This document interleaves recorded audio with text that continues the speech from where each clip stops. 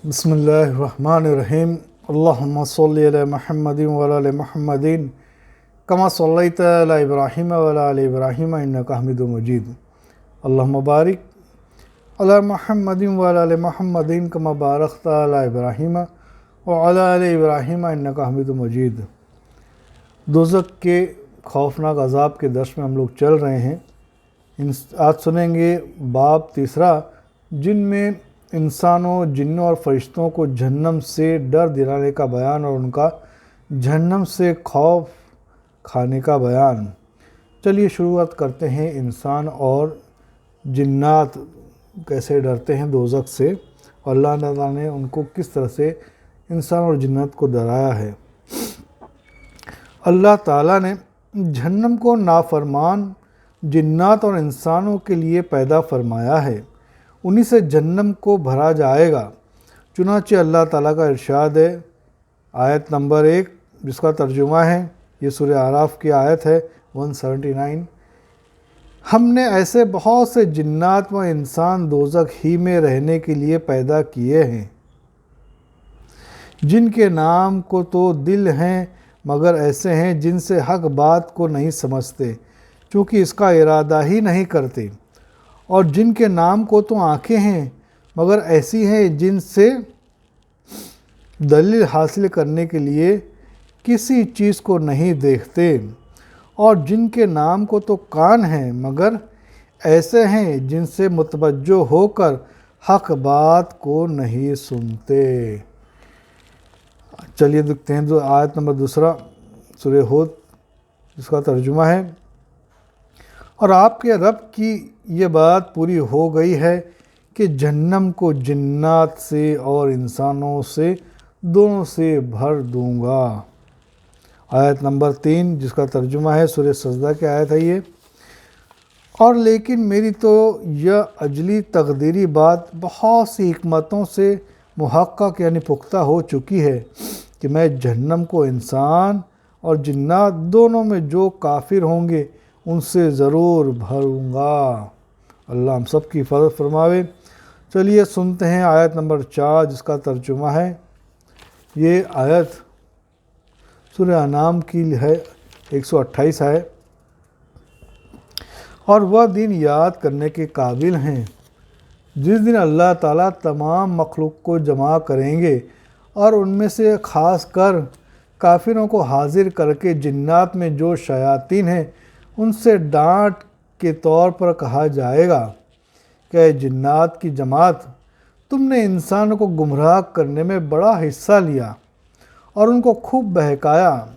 इसी तरह इंसानों से पूछा जाएगा कि इंसानों, क्या मैंने तुमसे ये बात का अहद नहीं लिया था कि तुम शैतान की पूजा, इत्तेहाद और पैरवी न करना? गरज यह तो यह कि जिन्नों ने शैतान की इकरार करेंगे, यह कि जिन्नों के शैतान भी इकरार करेंगे, और जो इंसान उन जिन्नाती शयातीन के साथ संबंध रखने वाले थे वे भी इकरार के तौर पर कहेंगे कि हमारे परवरदिगार, आप सही फरमाते हैं, वाकई हम में एक ने दूसरे से एक गुमराह होने और गुमराह करने के बारे में नफसानी फ़ायदा हासिल किया था, और हम अपनी इस निश्चित मियाद तक आ पहुँचे तो आपने हमारे लिए मुकर्रर फरमाई ही, यानी क़यामत आ गई। अल्लाह ताला सब काफिर जिन्नात और इंसानों से फरमाएंगे, तुम सब का ठिकाना दोज़ख है जिसमें हमेशा हमेशा को रहोगे, कोई निकलने की सबील और तदबीर नहीं।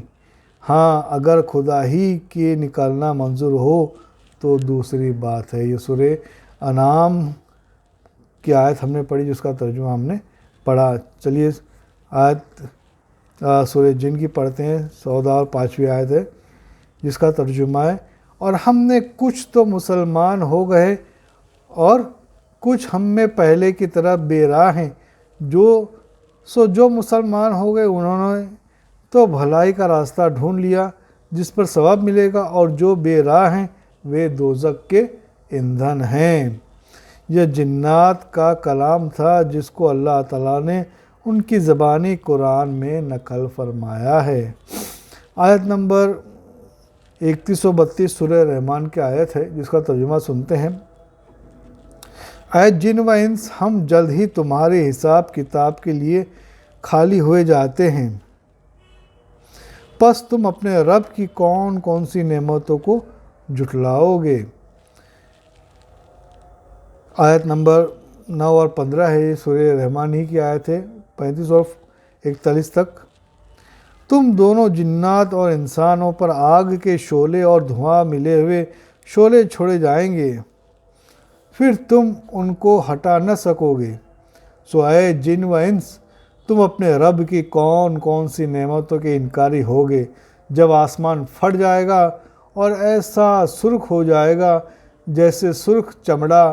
سو اے جن و انس، تم اپنے رب کی کون کون سی نعمتوں کے انکاری ہو جاؤ گے، پھر تم اس دن کسی آدمی سے اور نہ کسی جن سے اس کے گناہ کے بارے میں نہیں پوچھا جائے گا۔ پس تم اپنے رب کی کون کون سی نعمتوں کو جھٹلاؤ گے۔ مجرم لوگ اپنے حلیے سے پہچانے جائیں گے، پھر ان کو پیشانی سے اور بالوں سے پکڑا جائے گا اور گھسیٹ کر جہنم میں ڈال دیا جائے گا۔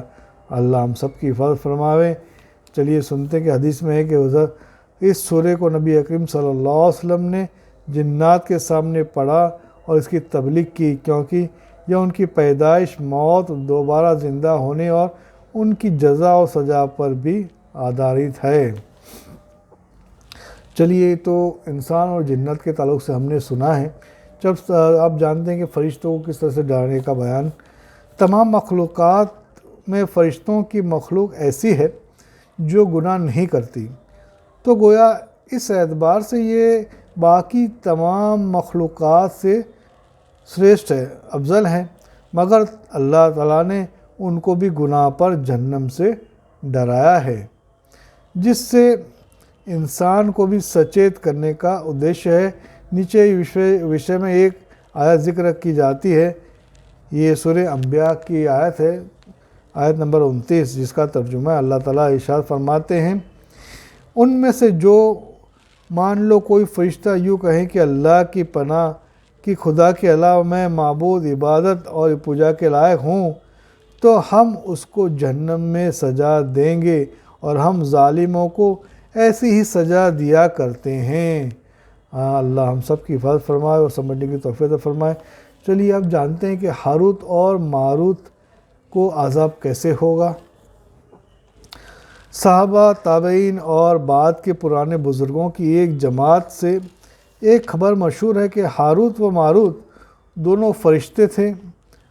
ان کو گناہ میں پڑ جانے کے بعد دنیا کے یا آخرت کے عذاب سہنے کا اختیار دیا گیا، تو انہوں نے دنیا کے عذاب کو اس لیے اختیار کیا کہ یہ اختیار یہ آخرکار ختم ہو جائے گا اور آخرت کا عذاب سماپت ہونے والا نہیں ہے۔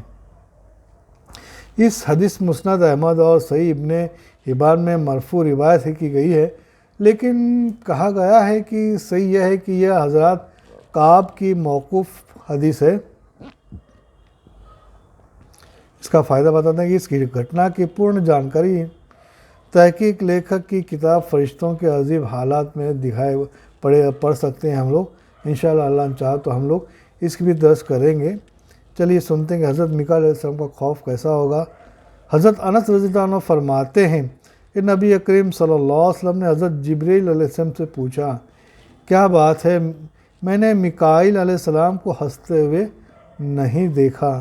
حضرت جبرائیل علیہ السلام نے عرض کیا کہ جب سے جہنم پیدا کی گئی ہے میکائیل کبھی ہنسے نہیں۔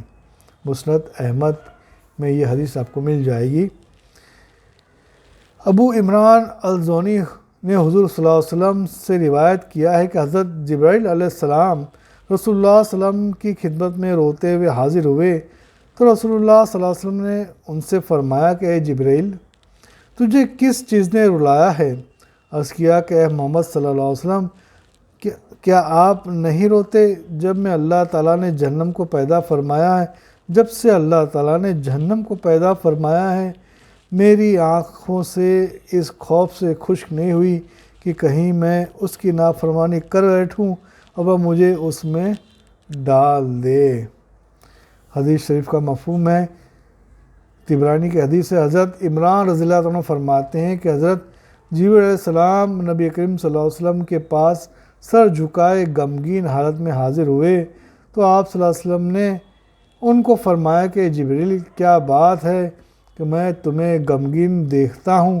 عرض کیا کہ میں نے جہنم کی ہوا کا ایک تیز جھونکا دیکھا ہے، اس کے بعد سے میری طرف میری رونق نہیں لوٹی۔ اللہ ہم سب کو جو ہے کہنے سننے اور سمجھنے کی توفیق عطا فرمائے۔ انشاءاللہ اس کے بعد کے درس میں ہم لوگ سنیں گے اس کے آگے کا۔